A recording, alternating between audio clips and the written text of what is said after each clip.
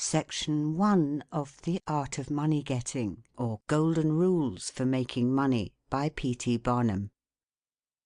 In the United States, where we have more land than people, it is not at all difficult for persons in good health to make money. In this comparatively new field, there are so many avenues of success open, so many vocations which are not crowded, that any person of either sex who is willing, at least for the time being, to engage in any respectable occupation that offers, may find lucrative employment. Those who really desire to attain an independence have only to set their minds upon it and adopt the proper means, as they do in regard to any other object which they wish to accomplish, and the thing is easily done. But however easy it may be found to make money, I have no doubt many of my hearers will agree it is the most difficult thing in the world to keep it. The road to wealth is, as Dr. Franklin truly says, as plain as the road to the mill. It consists simply in expending less than we earn. That seems to be a very simple problem. Mr. Micawber, one of those happy creations of the genial Dickens, puts the case in a strong light when he says that to have annual income of £20 per annum and spend £20 and sixpence is to be the most miserable of men, whereas to have an income of only £20 and spend but £19 and sixpence is to be the happiest of mortals. Many of my readers may say, "We understand this. This is economy, and we know economy is wealth. We know we can't eat our cake and keep it also." Yet I beg to say that perhaps more cases of failure arise from mistakes on this point than almost any other. The fact is, many people think they understand economy when they really do not. True economy is misapprehended, and people go through life without properly comprehending what that principle is. One says, "I have an income of so much, and here is my neighbour who has the same. Yet every year he gets something ahead and I fall short. Why is it? I know all about economy." He thinks he does, but he does not. There are men who think that economy consists in saving cheese parings and candle ends, in cutting off 2d from the laundress bill, and doing all sorts of little mean, dirty things. Economy is not meanness. The misfortune is also that this class of persons let their economy apply in only one direction. They fancy they are so wonderfully economical in saving a halfpenny when they ought to spend 2d, that they think they can afford to squander in other directions. A few years ago, before kerosene oil was discovered or thought of, one might stop overnight at almost any farmer's house in the agricultural districts and get a very good supper, but after supper he might attempt to read in the sitting-room and would find it impossible with the inefficient light of one candle. The hostess, seeing his dilemma, would say, "It is rather difficult to read here evenings. The proverb says, 'You must have a ship at sea in order to be able to burn 2 candles at once. We never have an extra candle, except on extra occasions.' These extra occasions occur, perhaps, twice a year. In this way the good woman saves $5, $6, or $10 in that time. But the information which might be derived from having the extra light would, of course, far outweigh a ton of candles. But the trouble does not end here.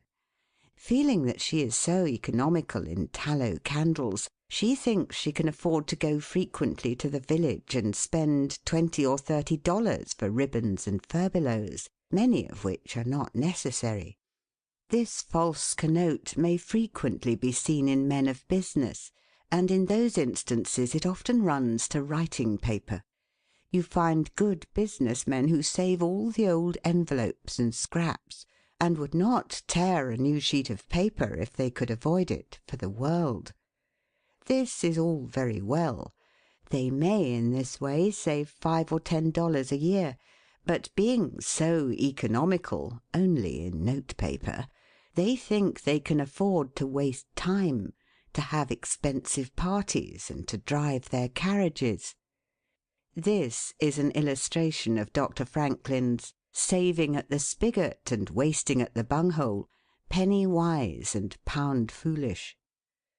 Punch, in speaking of this one idea class of people, says they are like the man who bought a penny herring for his family's dinner and then hired a coach and four to take it home. I never knew a man to succeed by practising this kind of economy. True economy consists in always making the income exceed the outgo. Wear the old clothes a little longer if necessary. Dispense with the new pair of gloves. Mend the old dress.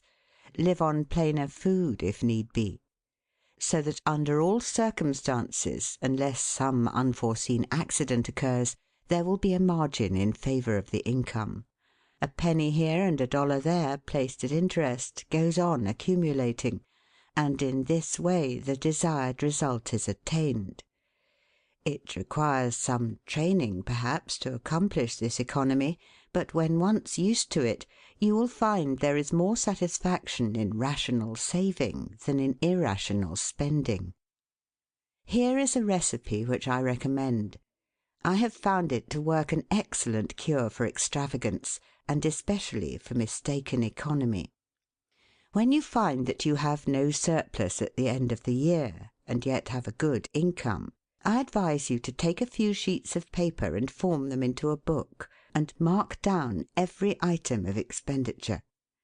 Post it every day or week in 2 columns, one headed Necessaries or even Comforts, and the other headed Luxuries, and you will find that the latter column will be double, treble, and frequently 10 times greater than the former. The real comforts of life cost but a small portion of what most of us can earn. Dr. Franklin says, quote, "It is the eyes of others and not our own eyes which ruin us. If all the world were blind except myself, I should not care for fine clothes or furniture." End quote.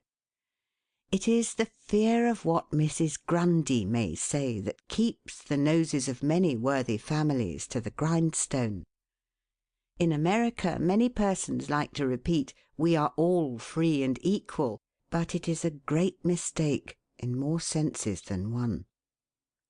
That we are born free and equal is a glorious truth in one sense. Yet we are not all born equally rich, and we never shall be. One may say, "There is a man who has an income of $50,000 per annum, while I have but $1,000. I knew that fellow when he was poor like myself. Now he is rich and thinks he is better than I am. I will show him that I am as good as he is. I will go and buy a horse and buggy. No, I cannot do that. But I will go and hire one and ride this afternoon on the same road that he does, and thus prove to him that I am as good as he is." My friend, you need not take that trouble. You can easily prove that you are as good as he is. You have only to behave as well as he does. But you cannot make anybody believe that you are as rich as he is. Besides, if you put on these airs, and waste your time and spend your money, your poor wife will be obliged to scrub her fingers off at home and buy her tea 2 ounces at a time, and everything else in proportion, in order that you may keep up appearances and, after all, deceive nobody. On the other hand, Mrs. Smith may say that her next-door neighbour married Johnson for his money, and everybody says so. She has a nice $1,000 camel's hair shawl, and she will make Smith get her an imitation one, and she will sit in a pew right next to her neighbour in church in order to prove that she is her equal. My good woman, you will not get ahead in the world if your vanity and envy thus take the lead. In this country, where we believe the majority ought to rule, we ignore that principle in regard to fashion, and let a handful of people calling themselves the aristocracy run up a false standard of perfection, and in endeavouring to rise to that standard we constantly keep ourselves poor, all the time digging away for the sake of outside appearances. How much wiser to be a law unto ourselves and say we will regulate our outgo by our income and lay up something for a rainy day. People ought to be as sensible on the subject of money getting as on any other subject. Like causes produces like effects. You cannot accumulate a fortune by taking the road that leads to poverty. It needs no prophet to tell us that those who live fully up to their means, without any thought of a reverse in this life, can never attain a pecuniary independence.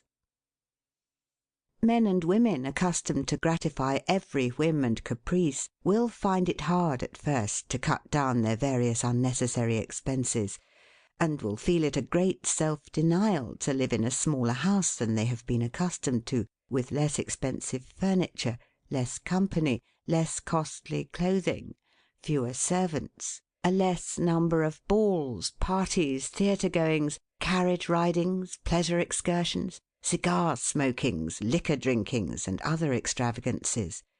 But after all, if they will try the plan of laying by a nest-egg, or in other words, a small sum of money at interest or judiciously invested in land, they will be surprised at the pleasure to be derived from constantly adding to their little pile, as well as from all the economical habits which are engendered by this course.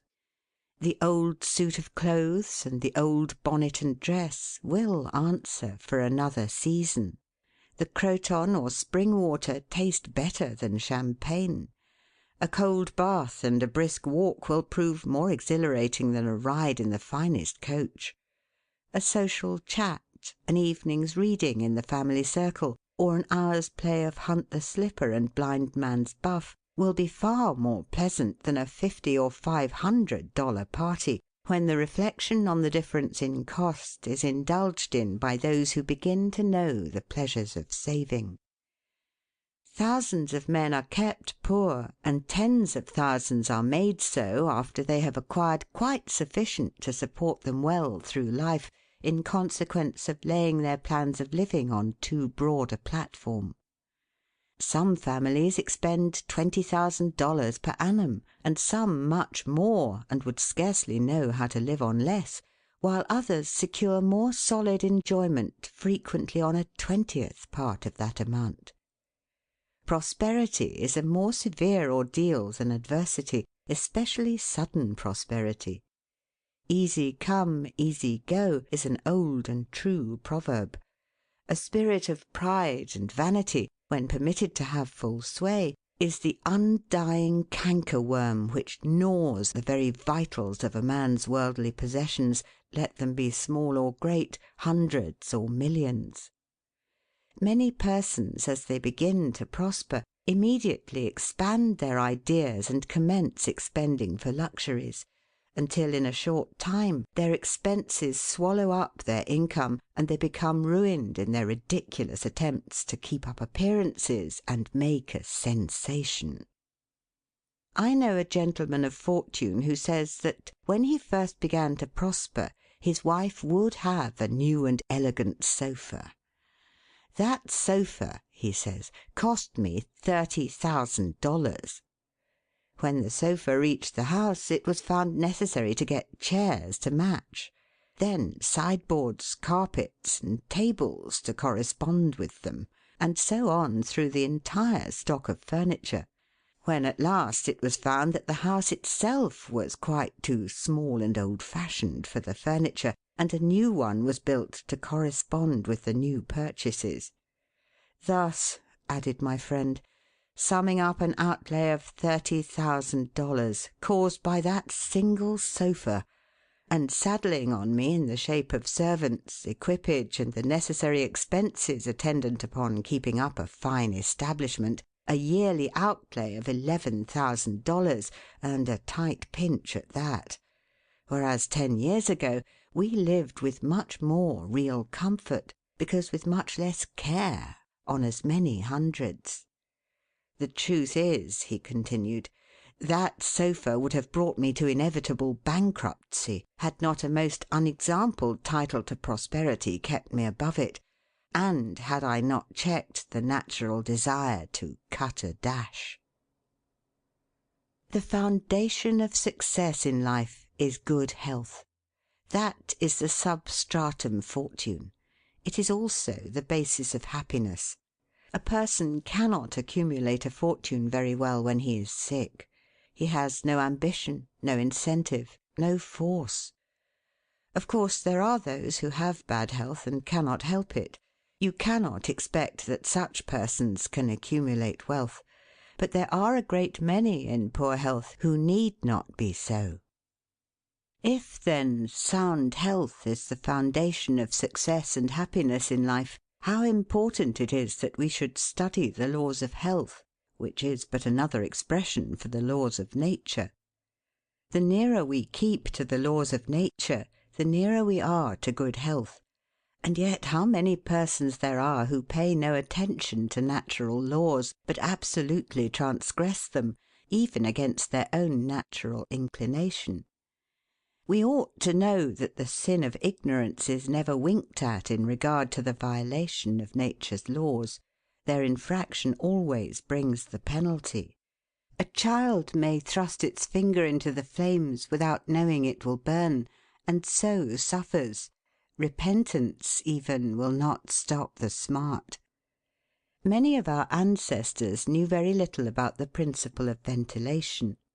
They did not know much about oxygen, whatever other gin they might have been acquainted with, and consequently they built their houses with little 7 by 9 feet bedrooms, and these good old pious Puritans would lock themselves up in one of these cells, say their prayers, and go to bed. In the morning they would devoutly return thanks for the preservation of their lives during the night, and nobody had better reason to be thankful. Probably some big crack in the window or in the door let in a little fresh air and thus saved them. Many persons knowingly violate the laws of nature against their better impulses for the sake of fashion. For instance, there is one thing that nothing living except a vile worm ever naturally loved, and that is tobacco. Yet how many persons there are who deliberately train an unnatural appetite, and overcome this implanted aversion for tobacco to such a degree that they get to love it. They have got hold of a poisonous, filthy weed, or rather that takes a firm hold of them. Here are married men who run about spitting tobacco juice on the carpet and floors, and sometimes even upon their wives besides. They do not kick their wives out of doors like drunken men, but their wives, I have no doubt, often wish they were outside of the house. Another perilous feature is that this artificial appetite, like jealousy, grows by what it feeds on. When you love that which is unnatural, a stronger appetite is created for the hurtful thing than the natural desire for what is harmless. There is an old proverb which says that habit is second nature. But an artificial habit is stronger than nature. Take, for instance, an old tobacco chewer. His love for the quid is stronger than his love for any particular kind of food. He can give up roast beef easier than give up the weed. Young lads regret that they are not men. They would like to go to bed boys and wake up men. And to accomplish this they copy the bad habits of their seniors. Little Tommy and Johnny see their fathers or uncles smoke a pipe, and they say, "If I could only do that, I would be a man too. Uncle John has gone out and left his pipe of tobacco. Let us try it." They take a match and light it, and then puff away. "We will learn to smoke. Do you like it, Johnny?" That lad dolefully replies, "Not very much. It tastes bitter." By and by he grows pale, but he persists, and he soon offers up a sacrifice on the altar of fashion. But the boys stick to it and persevere until at last they conquer their natural appetites and become the victims of acquired tastes. I speak by the book, for I have noticed its effects on myself, having gone so far as to smoke 10 or 15 cigars a day, although I have not used the weed during the last 14 years, and never shall again. The more a man smokes, the more he craves smoking. The last cigar smoked simply excites the desire for another, and so on incessantly. Take the tobacco chewer. In the morning, when he gets up, he puts a quid in his mouth and keeps it there all day, never taking it out except to exchange it for a fresh one, or when he is going to eat. Oh yes, at intervals during the day and evening, many a chewer takes out the quid and holds it in his hand long enough to take a drink, and then pop it goes back again. This simply proves that the appetite for rum is even stronger than that for tobacco. When the tobacco chewer goes to your country seat and you show him your grapery and fruit house and the beauties of your garden, when you offer him some fresh ripe fruit and say, "My friend, I have got here the most delicious apples and pears and peaches and apricots. I have imported them from Spain, France, and Italy. Just see those luscious grapes. There is nothing more delicious nor more healthy than ripe fruit. So help yourself. I want to see you delight yourself with these things." He will roll the dear quid under his tongue and answer, "No, I thank you, I have got tobacco in my mouth." His palate has become narcotized by the noxious weed, and he has lost in a great measure the delicate and enviable taste for fruits. This shows what expensive, useless, and injurious habits men will get into. I speak from experience. I have smoked until I trembled like an aspen leaf, the blood rushed to my head, and I had a palpitation of the heart which I thought was heart disease, till I was almost killed with fright. When I consulted my physician, he said, "Break off tobacco using." I was not only injuring my health and spending a great deal of money, but I was setting a bad example. I obeyed his counsel. No young man in the world ever looked so beautiful as he thought he did behind a 15-cent cigar or a meerschaum. These remarks apply with tenfold force to the use of intoxicating drinks. To make money requires a clear brain. A man has got to see that 2 and 2 make 4. He must lay all his plans with reflection and forethought, and closely examine all the details and the ins and outs of business. As no man can succeed in business unless he has a brain to enable him to lay his plans, and reason to guide him in their execution, so no matter how bountifully a man may be blessed with intelligence, if the brain is muddled and his judgment warped by intoxicating drinks, it is impossible for him to carry on business successfully. How many good opportunities have passed, never to return, while a man was sipping a social glass with his friend? How many foolish bargains have been made under the influence of the nervine, which temporarily makes its victim think he is rich? How many important chances have been put off until to-morrow, and then for ever, because the wine cup has thrown the system into a state of lassitude, neutralizing the energies so essential to success in business. Verily, wine is a mocker.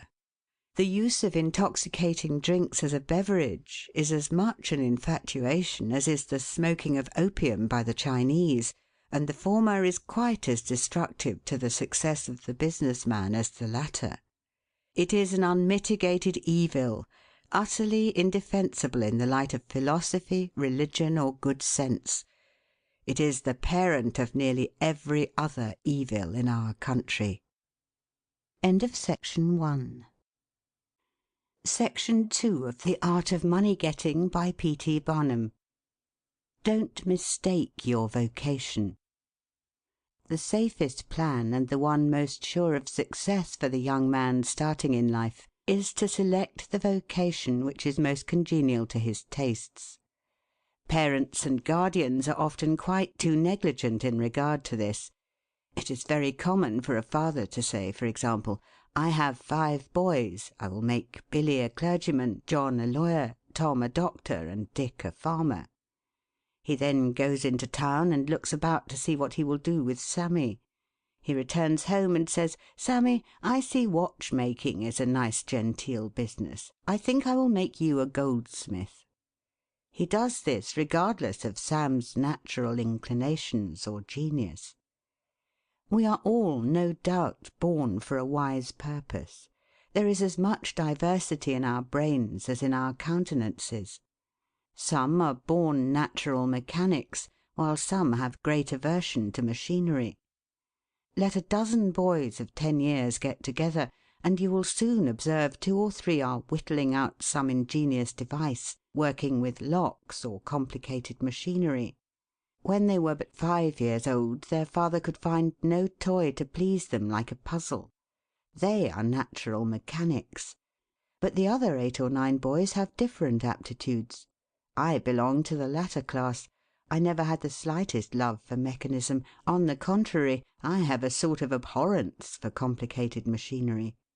I never had ingenuity enough to whittle a cider tap so it would not leak. I never could make a pen that I could write with, or understand the principle of a steam engine.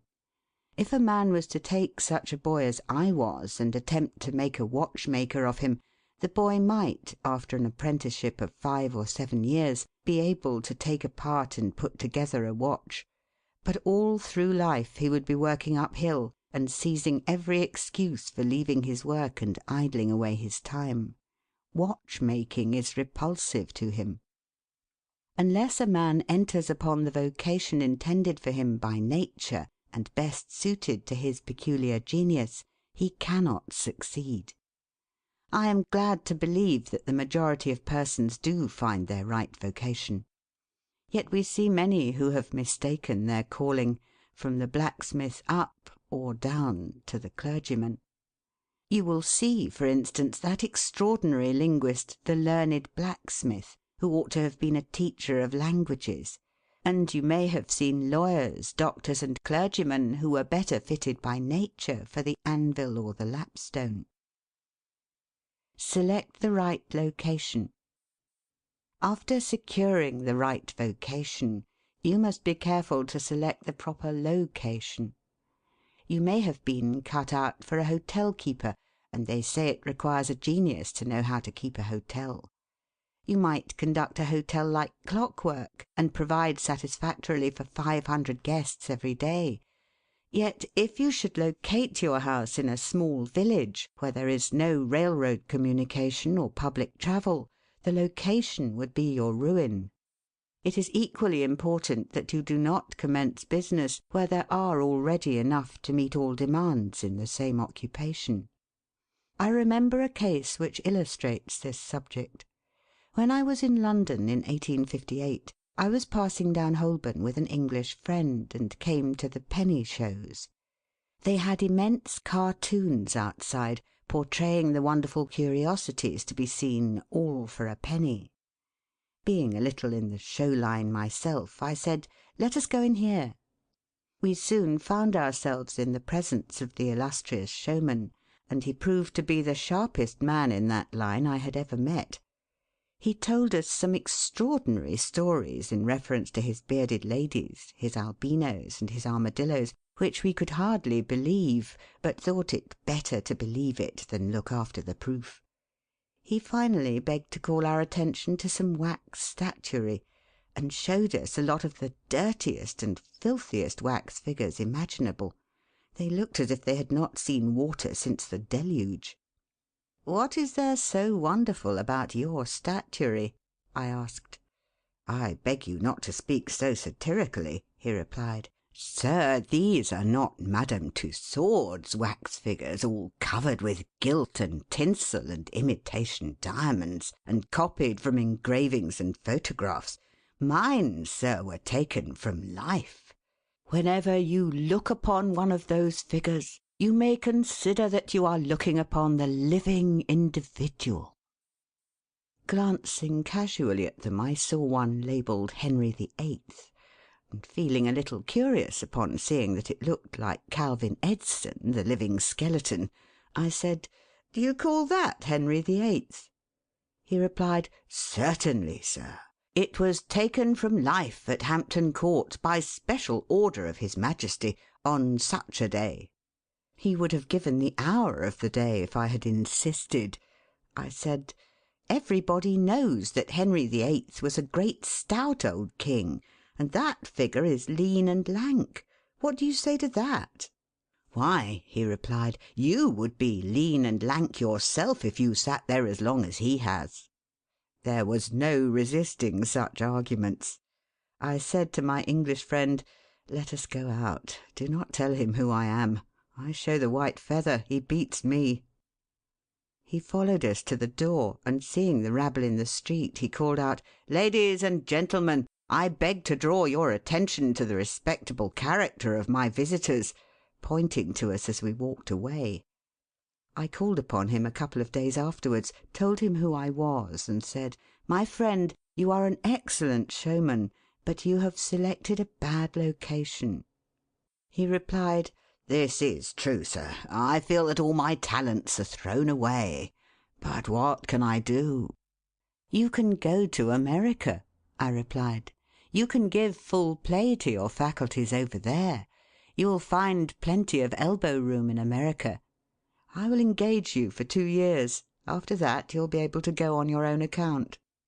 He accepted my offer, and remained 2 years in my New York museum. He then went to New Orleans, and carried on a travelling show business during the summer.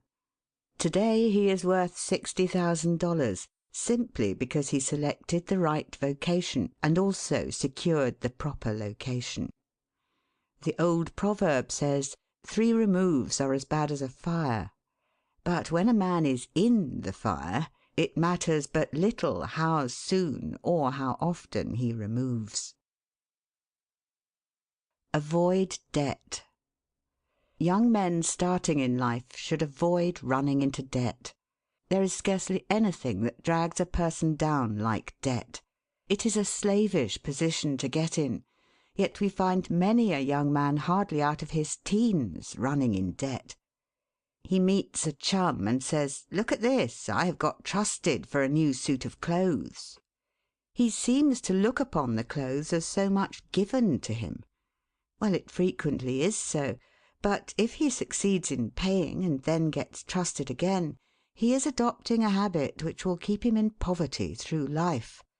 Debt robs a man of his self-respect and makes him almost despise himself. Grunting and groaning and working for what he has eaten up or worn out, and now, when he is called upon to pay up, he has nothing to show for his money, this is properly termed working for a dead horse. I do not speak of merchants buying and selling on credit, or of those who buy on credit in order to turn the purchase to a profit. The old Quaker said to his farmer son, "John, never get trusted, but if thee gets trusted for anything, let it be for manure, because that will help thee pay it back again." Mr. Beecher advised young men to get in debt if they could to a small amount in the purchase of land in the country districts. If a young man, he says, will only get in debt for some land and then get married, these 2 things will keep him straight, or nothing will. This may be safe to a limited extent, but getting in debt for what you eat and drink and wear is to be avoided. Some families have a foolish habit of getting credit at the stores, and thus frequently purchase many things which might have been dispensed with. It is all very well to say, "I have got trusted for 60 days, and if I don't have the money the creditor will think nothing about it." There is no class of people in the world who have such good memories as creditors. When the 60 days run out, you will have to pay. If you do not pay, you will break your promise, and probably resort to a falsehood. You may make some excuse or get in debt elsewhere to pay it, but that only involves you the deeper. A good-looking, lazy young fellow was the apprentice boy Horatio. His employer said, "Horatio, did you ever see a snail?" "I think I have," he drawled out. "You must have met him then, for I'm sure you never overtook one," said the boss. Your creditor will meet you or overtake you and say, "Now, my young friend, you agreed to pay me. You have not done it. You must give me your note."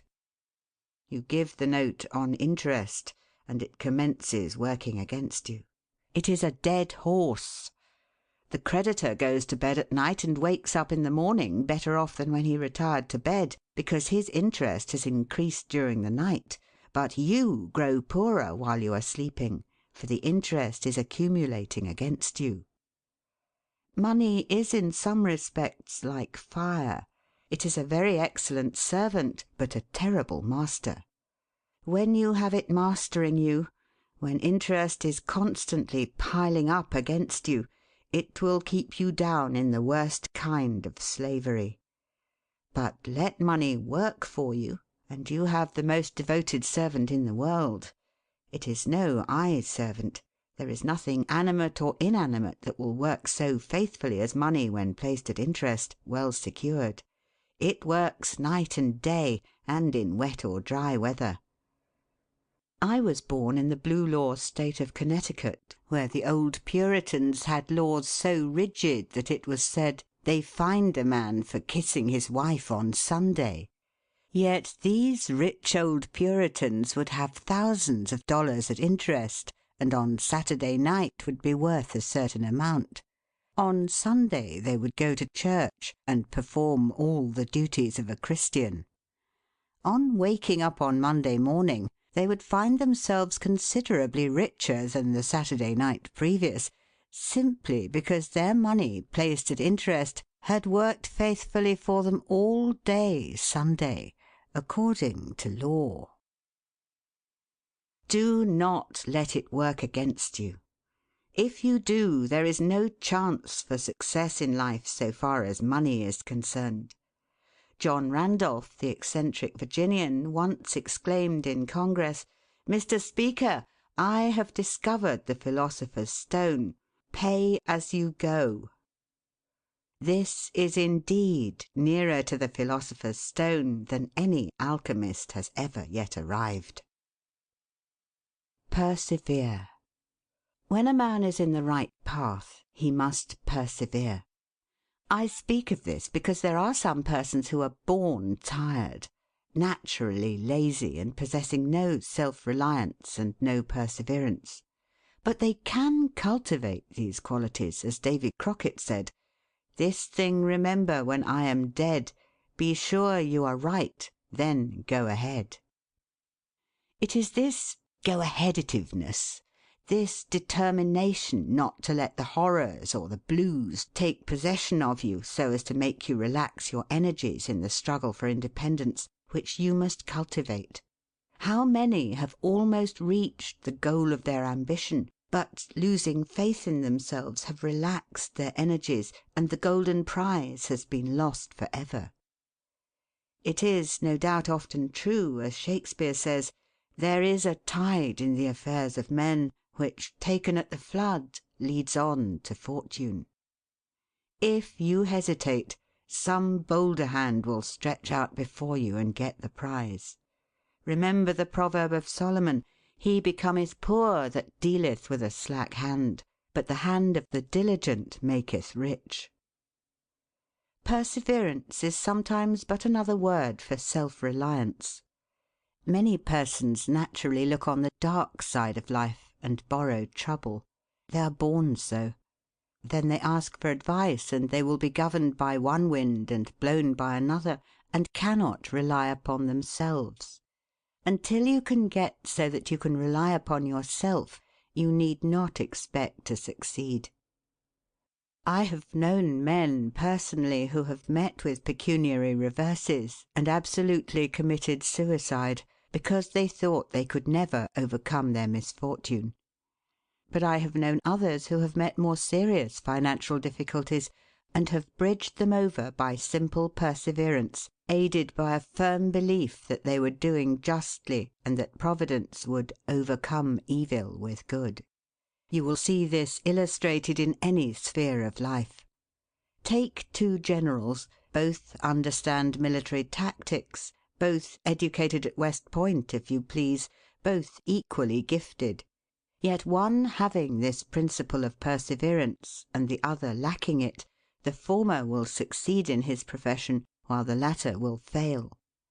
One may hear the cry, "The enemy are coming, and they have got cannon." "Got cannon?" says the hesitating general. "Yes." "Then halt every man." He wants time to reflect. His hesitation is his ruin. The enemy passes unmolested or overwhelms him, while on the other hand the general of pluck, perseverance, and self-reliance goes into battle with a will, and amid the clash of arms, the booming of cannon, the shrieks of the wounded, and the moans of the dying, you will see this man persevering, going on, cutting and slashing his way through with unwavering determination, inspiring his soldiers to deeds of fortitude, valour, and triumph. Whatever you do, do it with all your might. Work at it, if necessary, early and late, in season and out of season, not leaving a stone unturned, and never deferring for a single hour that which can be done just as well now. The old proverb is full of truth and meaning. Whatever is worth doing at all is worth doing well. Many a man acquires a fortune by doing his business thoroughly, while his neighbour remains poor for life because he only half does it. Ambition, energy, industry, perseverance are indispensable requisites for success in business. Fortune always favours the brave, and never helps a man who does not help himself. It won't do to spend your time like Mr. Micawber in waiting for something to turn up. To such men one of two things usually turns up: the poorhouse or the jail. For idleness breeds bad habits and clothes a man in rags. The poor spendthrift vagabond said to a rich man, "I have discovered there is money enough in the world for all of us, if it was equally divided. This must be done, and we shall all be happy together." "But," was the response, "if everybody was like you, it would be spent in 2 months, and what would you do then?" "Oh, divide again. Keep dividing, of course." I was recently reading in a London paper an account of a like philosophic pauper who was kicked out of a cheap boarding house because he could not pay his bill, but he had a roll of papers sticking out of his coat pocket which, upon examination, proved to be his plan for paying off the national debt of England without the aid of a penny. People have got to do as Cromwell said: not only trust in Providence, but keep the powder dry. Do your part of the work, or you cannot succeed. Mahomet one night, while encamping in the desert, overheard one of his fatigued followers remark, "I will loose my camel and trust it to God." "No, no, not so," said the Prophet. "Tie thy camel and trust it to God." Do all you can for yourselves, and then trust to Providence or luck, or whatever you please to call it, for the rest. Depend upon your own personal exertions. The eye of the employer is often worth more than the hands of a dozen employees. In the nature of things, an agent cannot be so faithful to his employer as to himself.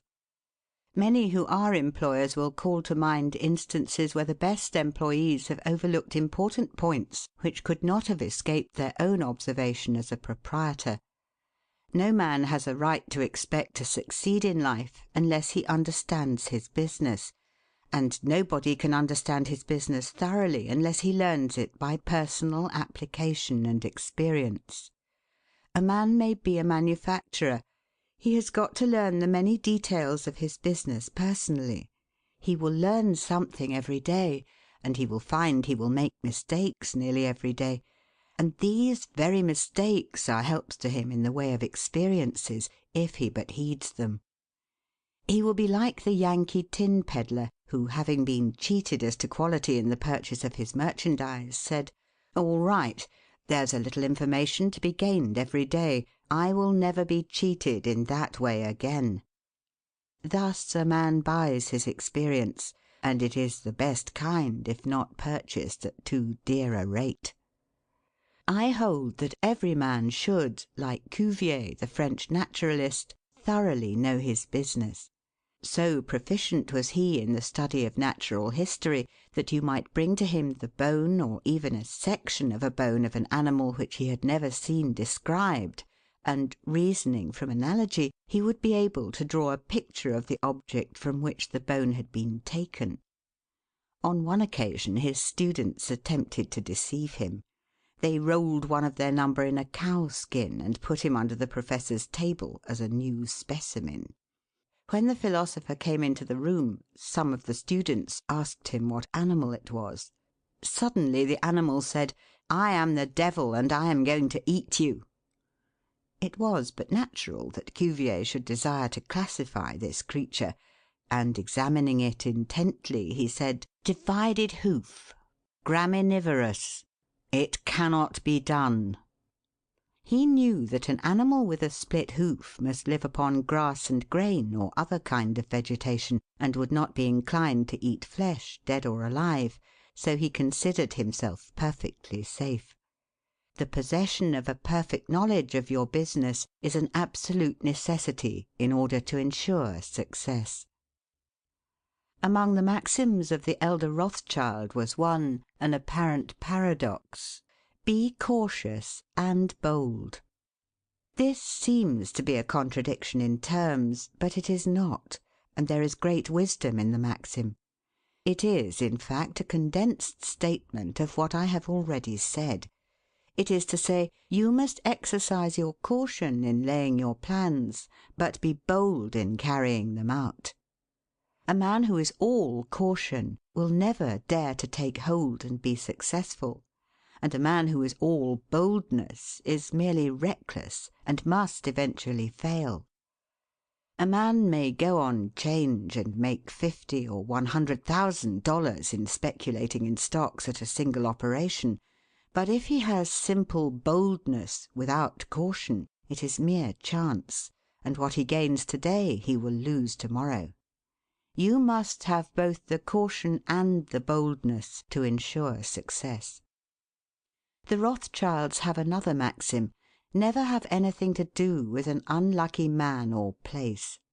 That is to say, never have anything to do with a man or place which never succeeds, because, although a man may appear to be honest and intelligent, yet if he tries this or that thing and always fails, it is on account of some fault or infirmity that you may not be able to discover, but nevertheless which must exist. There is no such thing in the world as luck.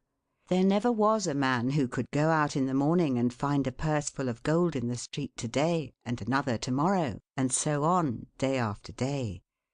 He may do so once in his life, but so far as mere luck is concerned, he is as liable to lose it as to find it. Like causes produce like effects. If a man adopts the proper methods to be successful, luck will not prevent him. If he does not succeed, there are reasons for it, although perhaps he may not be able to see them. Use the best tools. Men in engaging employees should be careful to get the best. Understand, you cannot have two good tools to work with, and there is no tool you should be so particular about as living tools. If you get a good one, it is better to keep him than keep changing. He learns something every day, and you are benefited by the experience he acquires. He is worth more to you this year than last, and he is the last man to part with, provided his habits are good and he continues faithful. If, as he gets more valuable, he demands an exorbitant increase of salary, on the supposition that you can't do without him, let him go. Whenever I have such an employee, I always discharge him, first to convince him that his place may be supplied, and second, because he is good for nothing if he thinks he is invaluable and cannot be spared. But I would keep him, if possible, in order to profit from the result of his experience. An important element in an employee is the brain. You can see bills up, hands wanted, but hands are not worth a great deal without heads. Mr. Beecher illustrates this in this wise. An employee offers his services by saying, "I have a pair of hands and one of my fingers thinks." "That is very good," says the employer. Another man comes along and says he has two fingers that think. "Ah, that is better." But a third calls in and says that all his fingers and thumbs think. That is better still. Finally, another steps in and says, "I have a brain that thinks. I think all over. I am a thinking as well as a working man." "You are the man I want," says the delighted employer.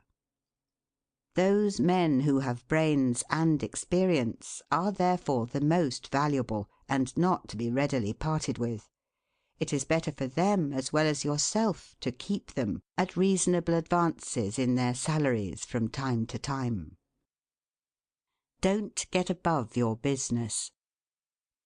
Young men, after they get through their business training or apprenticeship, instead of pursuing their avocation and rising in their business, will often lie about doing nothing. They say, "I have learned my business, but I am not going to be a hireling. What is the object of learning my trade or profession unless I establish myself?" Have you capital to start with? No, but I am going to have it. How are you going to get it? I will tell you confidentially. I have a wealthy old aunt, and she will die pretty soon, but if she does not, I expect to find some rich old man who will lend me a few thousands to give me a start. If I only get the money to start with, I will do well. There is no greater mistake than when a young man believes he will succeed with borrowed money. Why? Because every man's experience coincides with that of Mr. Astor, who said it was more difficult for him to accumulate his first $1,000 than all the succeeding millions that made up his colossal fortune. Money is good for nothing unless you know the value of it by experience. Give a boy $20,000 and put him in business, and the chances are that he will lose every dollar of it before he is a year older. Like buying a ticket in the lottery and drawing a prize, it is easy come, easy go. He does not know the value of it. Nothing is worth anything unless it costs effort. Without self-denial and economy, patience and perseverance, and commencing with capital which you have not earned, you are not sure to succeed in accumulating. Young men, instead of waiting for dead men's shoes, should be up and doing, for there is no class of persons who are so unaccommodating in regard to dying as these rich old people, and it is fortunate for the expectant heirs that it is so. 9 out of 10 of the rich men of our country to-day started out in life as poor boys, with determined wills, industry, perseverance, economy, and good habits. They went on gradually, made their own money, and saved it, and this is the best way to acquire a fortune. Stephen Girard started life as a poor cabin boy, and died worth $9 million. A.T. Stewart was a poor Irish boy. Now he pays taxes on $1.5 million of income per year. John Jacob Astor was a poor farmer boy, and died worth 20 millions. Cornelius Vanderbilt began life rowing a boat from Staten Island to New York. Now he presents our government with a steamship worth $1 million, and he is worth 50 millions. There is no royal road to learning, says the proverb, and I may say it is equally true, there is no royal road to wealth. But I think there is a royal road to both. The road to learning is a royal one.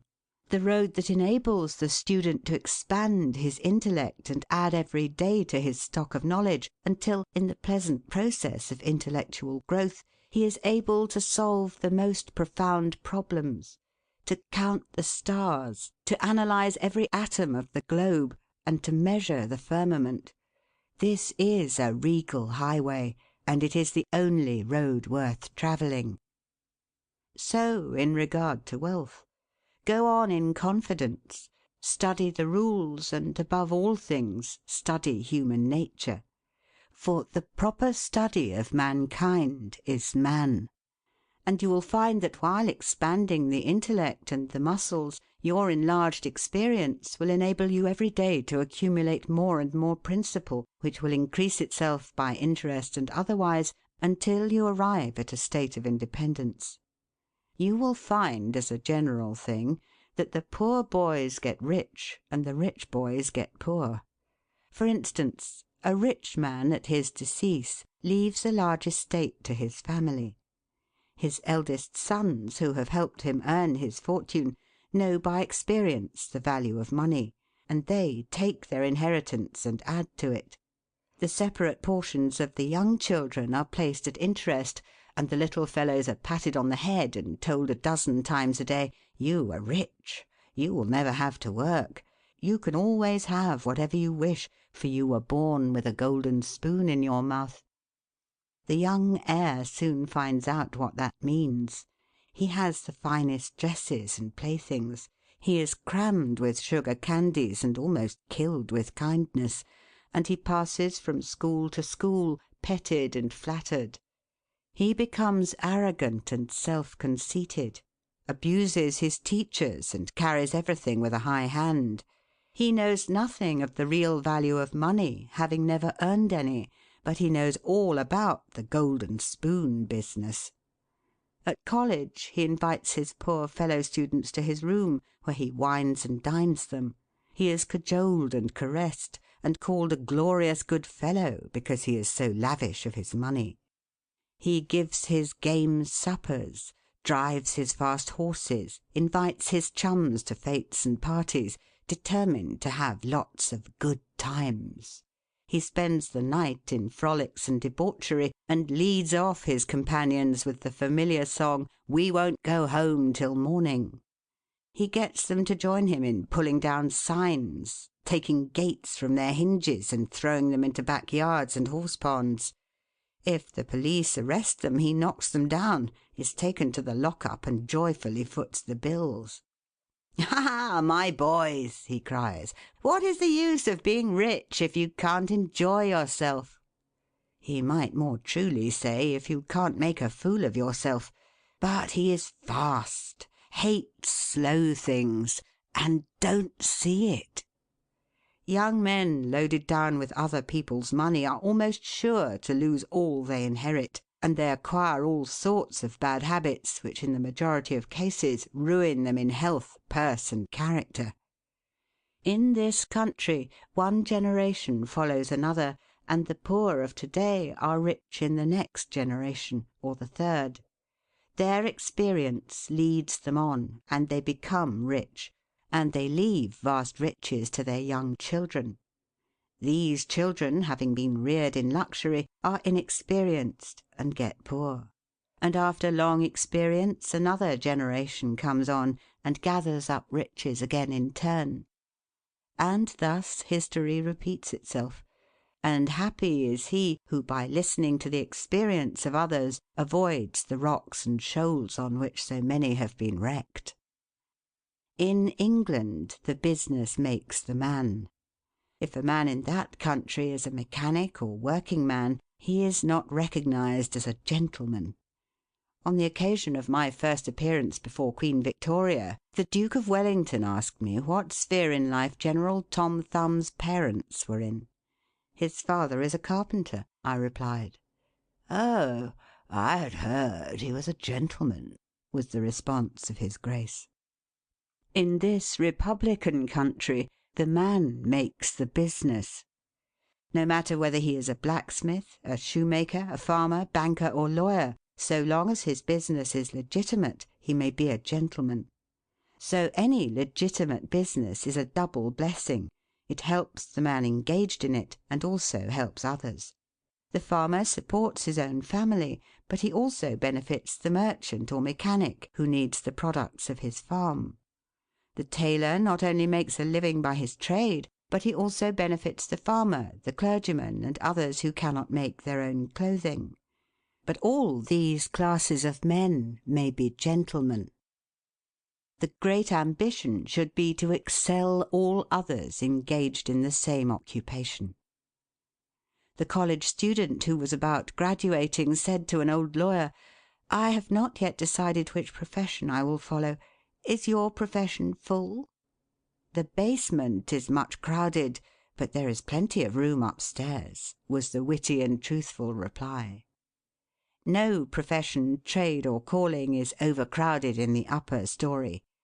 Wherever you find the most honest and intelligent merchant or banker, or the best lawyer, the best doctor, the best clergyman, the best shoemaker, carpenter, or anything else, that man is most sought for and has always enough to do. As a nation, Americans are too superficial. They are striving to get rich quickly, and do not generally do their business as substantially and thoroughly as they should. But whoever excels all others in his own line, if his habits are good and his integrity undoubted, cannot fail to secure abundant patronage and the wealth that naturally follows. Let your motto then always be Excelsior, for by living up to it there is no such word as fail. Learn something useful. Every man should make his son or daughter learn some useful trade or profession, so that in these days of changing fortunes, of being rich to-day and poor to-morrow, they may have something tangible to fall back upon. This provision might save many persons from misery who by some unexpected turn of fortune have lost all their means. Section 3 of The Art of Money Getting by P.T. Barnum. Let hope predominate, but be not too visionary. Many persons are always kept poor because they are too visionary. Every project looks to them like certain success, and therefore they keep changing from one business to another, always in hot water, always under the harrow. The plan of counting the chickens before they are hatched is an error of ancient date, but it does not seem to improve by age. Do not scatter your powers. Engage in one kind of business only, and stick to it faithfully until you succeed, or until your experience shows that you should abandon it. A constant hammering on one nail will generally drive it home at last, so that it can be clinched. When a man's undivided attention is centred on one object, his mind will constantly be suggesting improvements of value, which would escape him if his brain was occupied by a dozen different subjects at once. Many a fortune has slipped through a man's fingers because he was engaged in too many occupations at a time. There is good sense in the old caution against having too many irons in the fire at once. Be systematic. Men should be systematic in their business. A person who does business by rule, having a time and place for everything, doing his work promptly, will accomplish twice as much and with half the trouble of him who does it carelessly and slipshod. By introducing system into all your transactions, doing one thing at a time, always meeting appointments with punctuality, you find leisure for pastime and recreation, whereas the man who only half does one thing and then turns to something else and half does that, will have his business at loose ends, and will never know when his day's work is done, for it never will be done. Of course there is a limit to all these rules. We must try to preserve the happy medium, for there is such a thing as being too systematic. There are men and women, for instance, who put away things so carefully that they can never find them again. It is too much like the red tape formality at Washington and Mr. Dickens' Circumlocution Office, all theory and no result. When the Astor House was first started in New York City, it was undoubtedly the best hotel in the country. The proprietors had learned a good deal in Europe regarding hotels, and the landlords were proud of the rigid system which pervaded every department of their great establishment. When 12 o'clock at night had arrived and there were a number of guests around, one of the proprietors would say, "Touch that bell, John," and in 2 minutes 60 servants, with a water bucket in each hand, would present themselves in the hall. "This," said the landlord, addressing his guests, "is our fire bell. It will show you we are quite safe here. We do everything systematically." This was before the Croton water was introduced into the city. But they sometimes carried their system too far. On one occasion, when the hotel was thronged with guests, one of the waiters was suddenly indisposed, and although there were 50 waiters in the hotel, the landlord thought he must have his full complement or his system would be interfered with. Just before dinner time he rushed downstairs and said, "There must be another waiter. I am 1 waiter short. What can I do?" He happened to see Boots, the Irishman. "Pat," said he, "wash your hands and face. Take that white apron and come into the dining room in 5 minutes." Presently Pat appeared as required, and the proprietor said, "Now, Pat, you must stand behind these 2 chairs and wait on the gentleman who will occupy them. Did you ever act as a waiter?" "I know all about it, sure, but I never did it." Like the Irish pilot, on one occasion when the captain, thinking he was considerably out of his course, asked, "Are you certain you understand what you are doing?" Pat replied, "Sure, and I knows every rock in the channel." That moment, bang thumped the vessel against a rock. "Ah, bejabers, and that is one of 'em," continued the pilot. But to return to the dining room. "Pat," said the landlord, "here we do everything systematically. You must first give the gentlemen each a plate of soup, and when they finish that, ask them what they will have next." Pat replied, "Ah, and I understand perfectly the virtues of system." Very soon in came the guests. The plates of soup were placed before them. One of Pat's 2 gentlemen ate his soup. The other did not care for it. He said, "Waiter, take this plate away and bring me some fish." Pat looked at the untasted plate of soup, and remembering the injunctions of the landlord in regard to system, replied, "Not till ye have ate your soup." Of course that was carrying system entirely too far. Read the newspapers. Always take a trustworthy newspaper, and thus keep thoroughly posted in regard to the transactions of the world. He who is without a newspaper is cut off from his species. In these days of telegraphs and steam, many important inventions and improvements in every branch of trade are being made, and he who don't consult the newspapers will soon find himself and his business left out in the cold. Beware of outside operations. We sometimes see men who have obtained fortunes suddenly become poor. In many cases this arises from intemperance, and often from gaming and other bad habits. Frequently it occurs because a man has been engaged in outside operations of some sort. When he gets rich in his legitimate business, he is told of a grand speculation where he can make a score of thousands. He is constantly flattered by his friends, who tell him that he is born lucky, that everything he touches turns into gold. Now, if he forgets that his economical habits, his rectitude of conduct, and a personal attention to a business which he understood caused his success in life, he will listen to the siren voices. He says, "I will put in $20,000. I have been lucky, and my good luck will soon bring me back $60,000.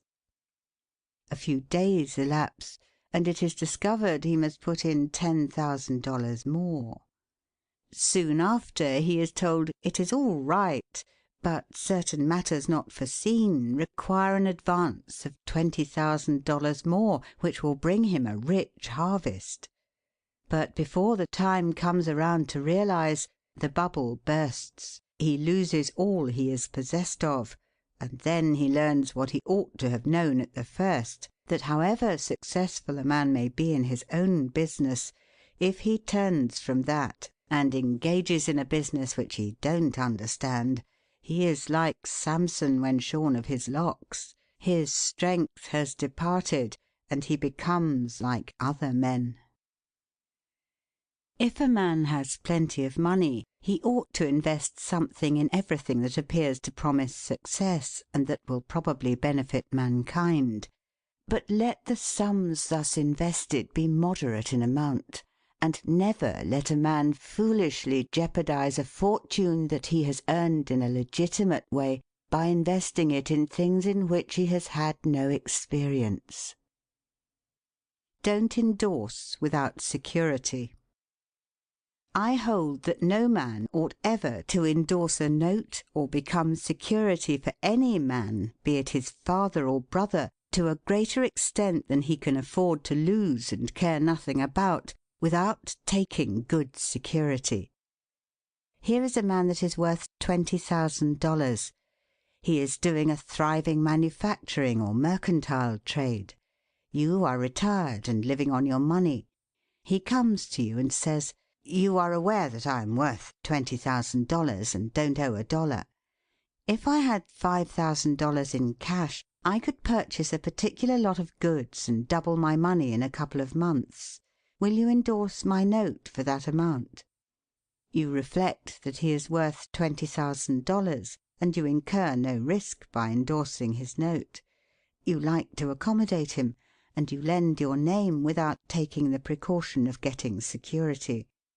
Shortly after, he shows you the note with your endorsement cancelled, and tells you, probably truly, that he made the profit that he expected by the operation. You reflect that you have done a good action, and the thought makes you feel happy. By and by the same thing occurs again, and you do it again. You have already fixed the impression in your mind that it is perfectly safe to endorse his notes without security. But the trouble is, this man is getting money too easily. He has only to take your note to the bank, get it discounted, and take the cash. He gets money for the time being without effort, without inconvenience to himself. Now mark the result. He sees a chance for speculation outside of his business. A temporary investment of only $10,000 is required. It is sure to come back before a note at the bank would be due. He places a note for that amount before you. You sign it almost mechanically.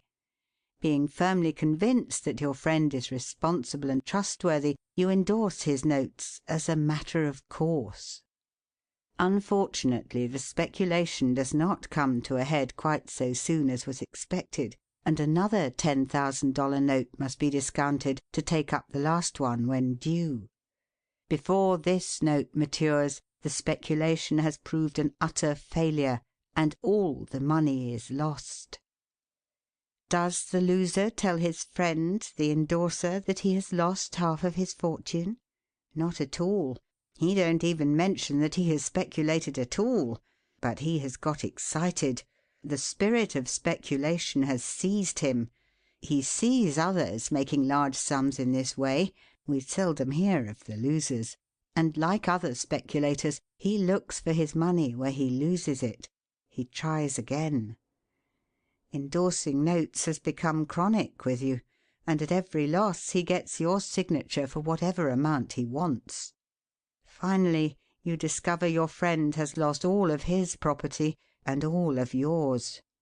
You are overwhelmed with astonishment and grief, and you say, "It is a hard thing. My friend here has ruined me." But you should add, I have also ruined him.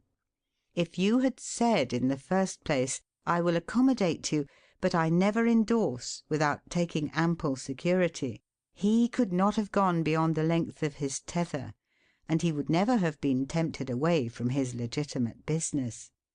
It is a very dangerous thing, therefore, at any time, to let people get possession of money too easily. It tempts them to hazardous speculations, if nothing more. Solomon truly said, "He that hateth suretyship is sure." So with the young man starting in business. Let him understand the value of money by earning it. When he does understand its value, then grease the wheels a little in helping him to start business. But remember, men who get money with too great facility cannot usually succeed. You must get the first dollars by hard knocks and at some sacrifice in order to appreciate the value of those dollars. Advertise your business. We all depend, more or less, upon the public for our support.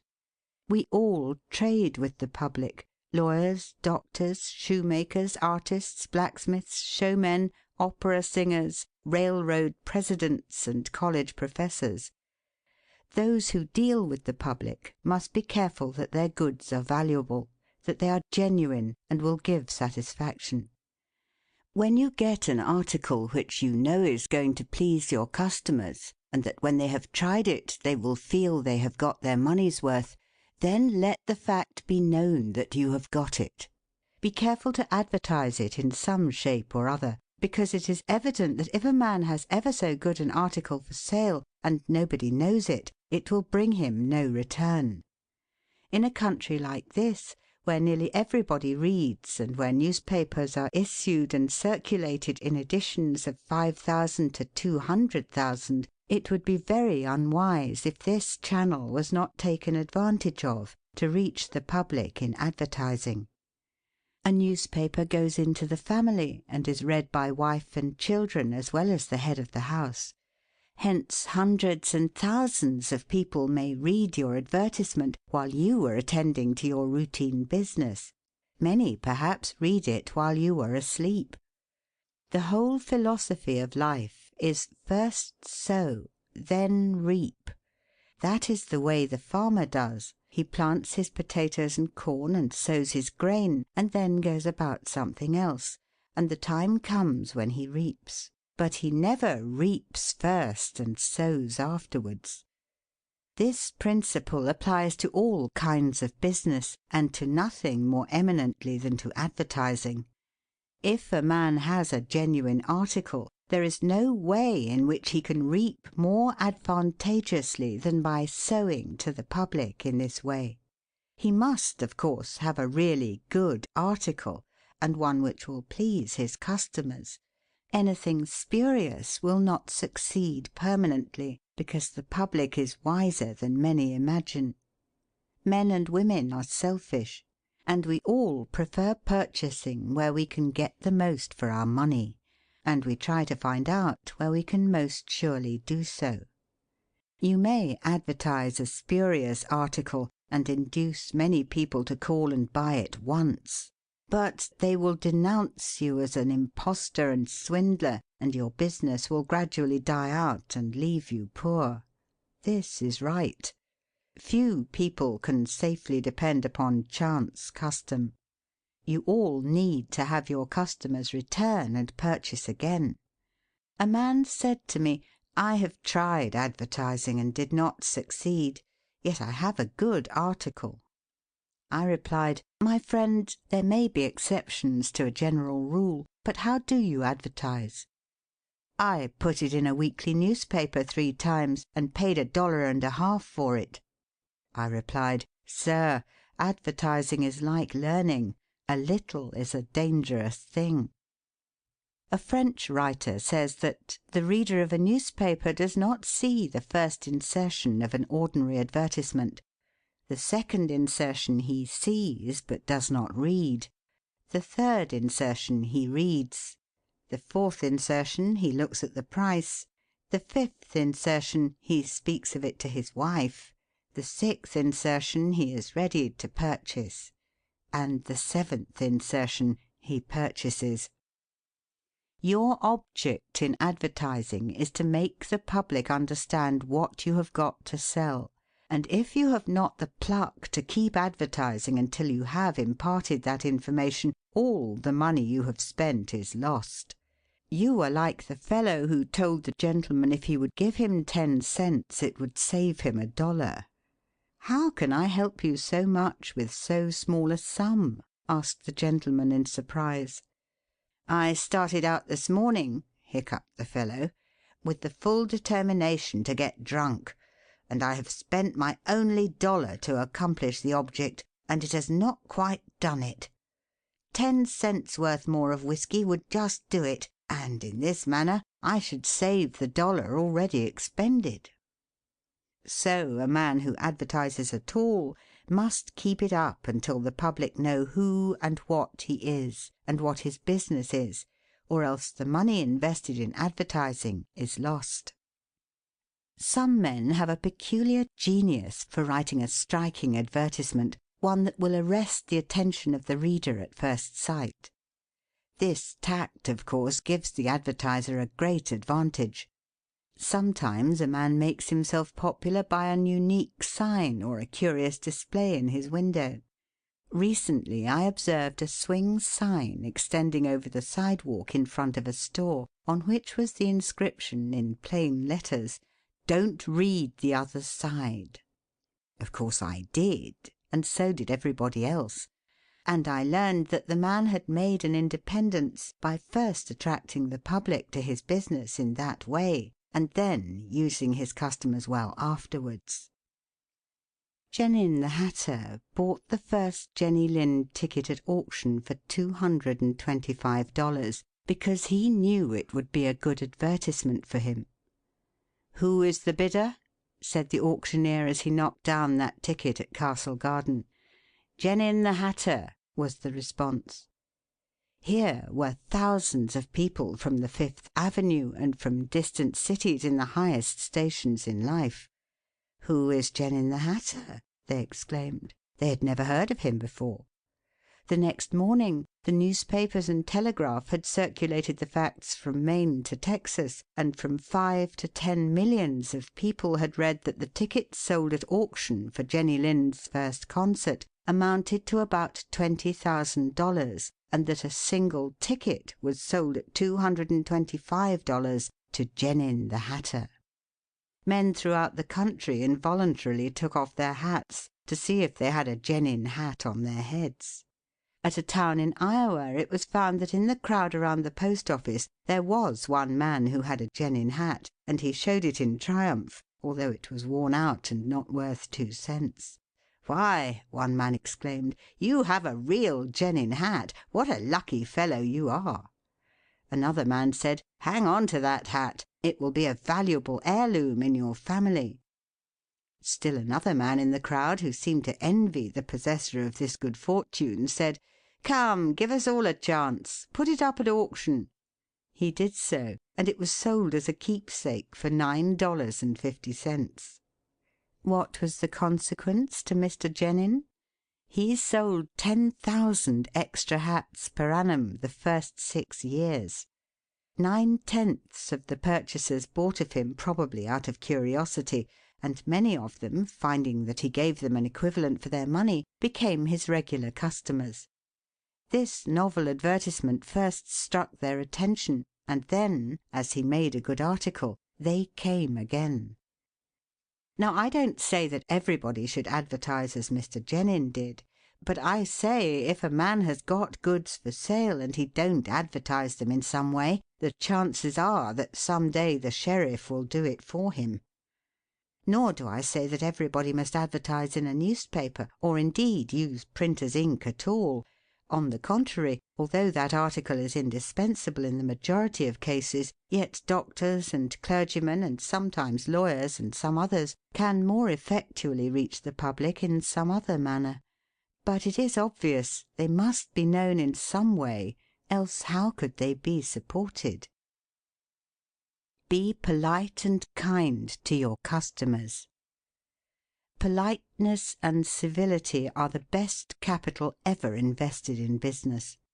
Large stores, gilt signs, flaming advertisements will all prove unavailing if you or your employees treat your patrons abruptly. The truth is, the more kind and liberal a man is, the more generous will be the patronage bestowed upon him. Like begets like. The man who gives the greatest amount of goods of a corresponding quality for the least sum, still reserving to himself a profit, will generally succeed best in the long run. This brings us to the golden rule. As ye would that men should do to you, do ye also to them. And they will do better by you than if you always treated them as if you wanted to get the most you could out of them for the least return. Men who drive sharp bargains with their customers, acting as if they never expected to see them again, will not be mistaken. They never will see them again as customers. People don't like to pay and get kicked also. One of the ushers in my museum once told me he intended to whip a man who was in the lecture room as soon as he came out. "What for?" I inquired. "Because he said I was no gentleman," replied the usher. "Never mind," I replied. "He pays for that, and you will not convince him you are a gentleman by whipping him. I cannot afford to lose a customer. If you whip him, he will never visit the museum again, and he will induce friends to go with him to other places of amusement instead of this, and thus, you see, I should be a serious loser." "But he insulted me," muttered the usher. "Exactly," I replied. "And if he owned the museum, and you had paid him for the privilege of visiting it, and he had then insulted you, there might be some reason in your resenting it. But in this instance he is the man who pays, while we receive, and you must therefore put up with his bad manners." My usher laughingly remarked that this was undoubtedly the true policy, but he added that he should not object to an increase of salary if he was expected to be abused in order to promote my interests. Be charitable. Of course men should be charitable, because it is a duty and a pleasure. But even as a matter of policy, if you possess no higher incentive, you will find that the liberal man will command patronage, while the sordid, uncharitable miser will be avoided. Solomon says, "There is that scattereth and yet increaseth, and there is that withholdeth more than meet, but it tendeth to poverty." Of course, the only true charity is that which is from the heart. The best kind of charity is to help those who are willing to help themselves. Promiscuous almsgiving, without inquiring into the worthiness of the applicant, is bad in every sense. But to search out and quietly assist those who are struggling for themselves is the kind that scattereth and yet increaseth. But don't fall into the idea that some persons practice of giving a prayer instead of a potato and a benediction instead of bread to the hungry. It is easier to make Christians with full stomachs than empty. Don't blab. Some men have a foolish habit of telling their business secrets. If they make money, they like to tell their neighbours how it was done. Nothing is gained by this, and ofttimes much is lost. Say nothing about your profits, your hopes, your expectations, your intentions. And this should apply to letters as well as to conversation. Goethe makes Mephistopheles say, "Never write a letter nor destroy one." Business men must write letters, but they should be careful what they put in them. If you are losing money, be specially cautious and not tell of it, or you will lose your reputation. Preserve your integrity. It is more precious than diamonds or rubies. The old miser said to his sons, "Get money. Get it honestly if you can, but get money." This advice was not only atrociously wicked, but it was the very essence of stupidity. It was as much as to say, if you find it difficult to obtain money honestly, you can easily get it dishonestly. Get it in that way. Poor fool! Not to know that the most difficult thing in life is to make money dishonestly. Not to know that our prisons are full of men who attempted to follow this advice. Not to understand that no man can be dishonest without soon being found out, and that when his lack of principle is discovered, nearly every avenue to success is closed against him for ever. The public very properly shun all whose integrity is doubted. No matter how polite and pleasant and accommodating a man may be, none of us dare to deal with him if we suspect false weights and measures. Strict honesty not only lies at the foundation of all success in life financially, but in every other respect. Uncompromising integrity of character is invaluable. It secures to its possessor a peace and joy which cannot be attained without it, which no amount of money or houses and lands can purchase. A man who is known to be strictly honest may be ever so poor, but he has the purses of all the community at his disposal, for all know that if he promises to return what he borrows, he will never disappoint them. As a mere matter of selfishness, therefore, if a man had no higher motive for being honest, all will find that the maxim of Dr. Franklin can never fail to be true, that honesty is the best policy. To get rich is not always equivalent to being successful. There are many rich poor men, while there are many others, honest and devout men and women, who have never possessed so much money as some rich persons squander in a week, but who are nevertheless really richer and happier than any man can ever be while he is a transgressor of the higher laws of his being. The inordinate love of money, no doubt, may be and is the root of all evil, but money itself, when properly used, is not only a handy thing to have in the house, but affords the gratification of blessing our race by enabling its possessor to enlarge the scope of human happiness and human influence. The desire for wealth is nearly universal, and none can say it is not laudable, provided the possessor of it accepts its responsibilities and uses it as a friend to humanity. The history of money-getting, which is commerce, is a history of civilization, and wherever trade has flourished most, there too have art and science produced the noblest fruits. In fact, as a general thing, money-getters are the benefactors of our race.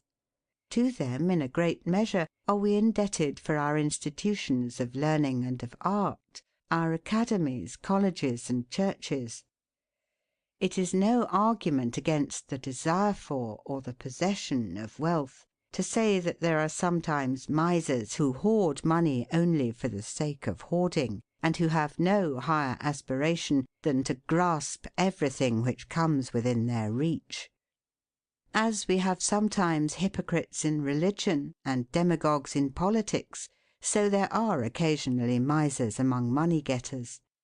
These, however, are only exceptions to the general rule. But when, in this country, we find such a nuisance and stumbling block as a miser, we remember with gratitude that in America we have no laws of primogeniture, and that in the due course of nature the time will come when the hoarded dust will be scattered for the benefit of mankind. To all men and women, therefore, do I conscientiously say, make money honestly and not otherwise, for Shakespeare has truly said, "He that wants money, means, and content, is without 3 good friends." End of The Art of Money Getting, or Golden Rules for Making Money, by P. T. Barnum.